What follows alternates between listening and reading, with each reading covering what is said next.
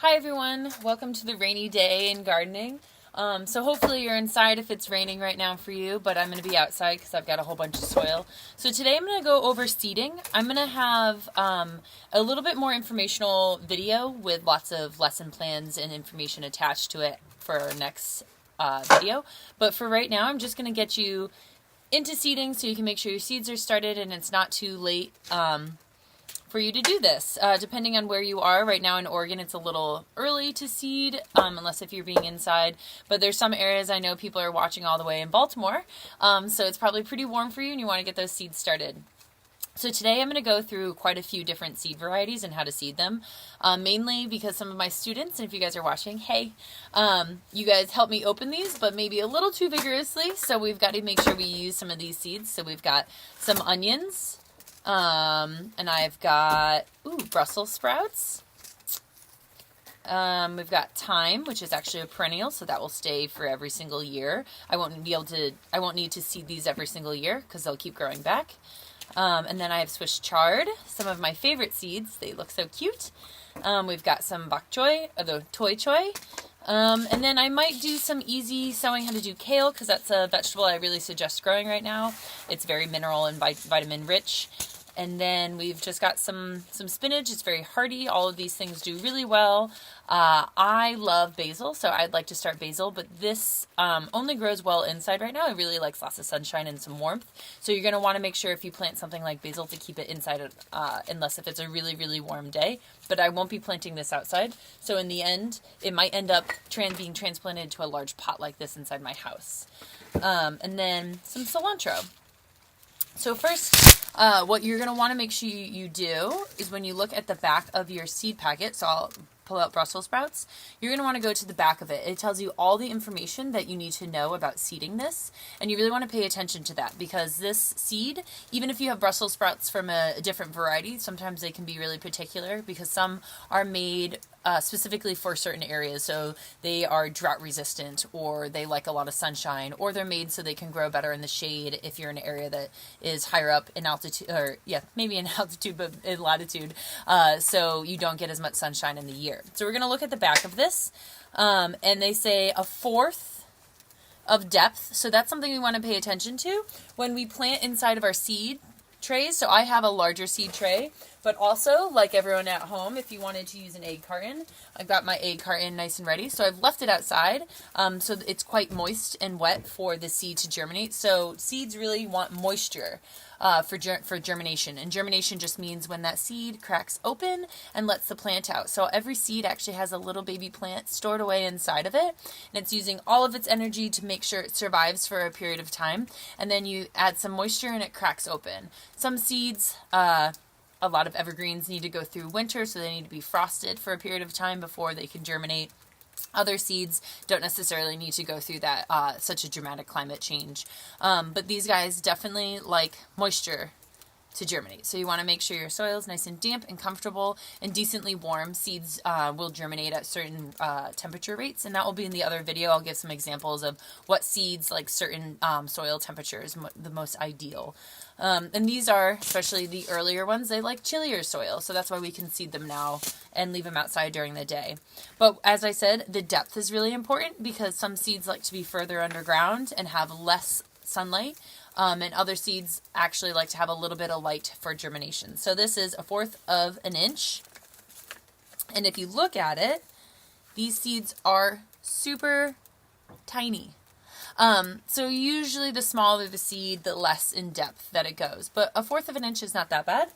So I will put this in my tray. I've got to be careful not to put my seed packets down on my table out here, because it's very wet. And once you get your seed packet wet, you ruin the viability of your seeds growing later if you want to put it into storage, because it's important to keep them dry. So this guy's already falling apart a little bit. I usually use my pinky with my students, so pinky's up. And usually your fingernail to the cuticle all the way down here is about 1 inch generally, so you can use that as your measure, your rule of thumb,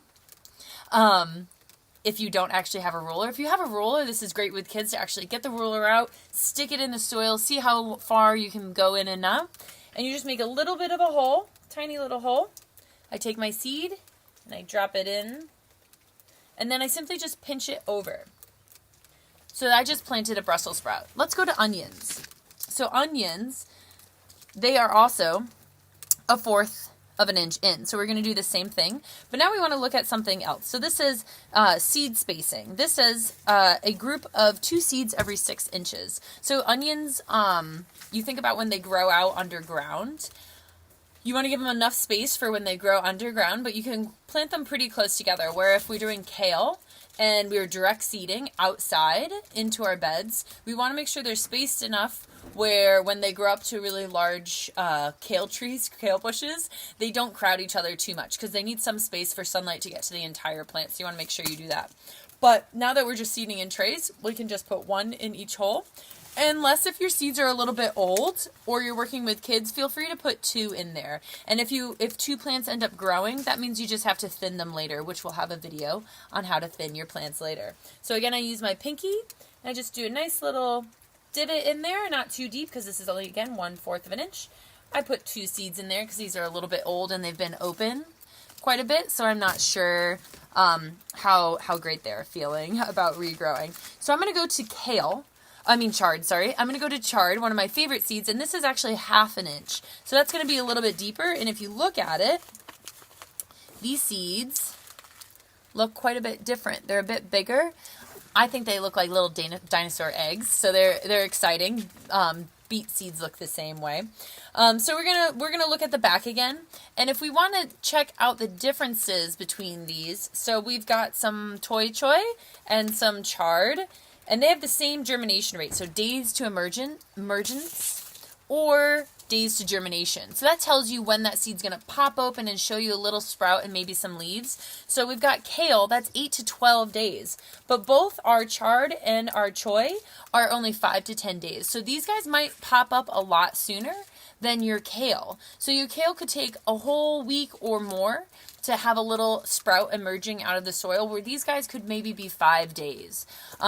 So you want to make sure you look at the back of your seed packet and think about, all right, how long do I have to wait to know if this seed is actually germinating, or maybe it failed, because some seeds may fail and it's not your fault.